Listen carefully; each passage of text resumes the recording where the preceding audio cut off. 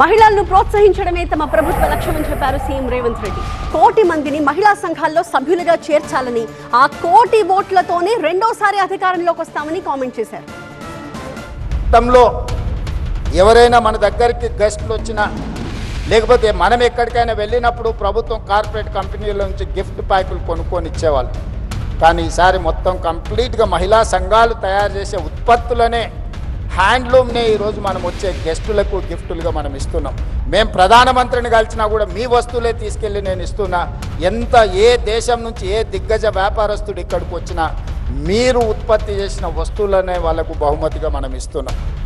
ప్రత్యక్షంగా మా ఆడబిడ్డల్ని ప్రోత్సహించాలనేదే మా ప్రభుత్వం యొక్క ఆలోచన విధానం.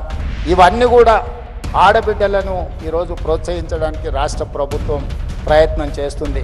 వచ్చే ఎన్నికల్లో మీ ఓట్లతోనే మళ్ళీ ప్రభుత్వాన్ని ఏర్పాటు చేయాలని మా పార్టీ, మా ప్రభుత్వం అనుకుంటుంది. ప్రతి ఆడబిడ్డను 1 కోటి మందిని ఇందులో సభ్యులుగా చేర్చి ఆ 1 కోటి ఓట్లతోనే రెండోసారి ప్రభుత్వాన్ని ఏర్పాటు చేసి మిమ్మల్ని 1 కోటి మందిని కోటీశ్వర్లను చేసే బాధ్యత తీసుకుంటామని తెలియజేస్తూ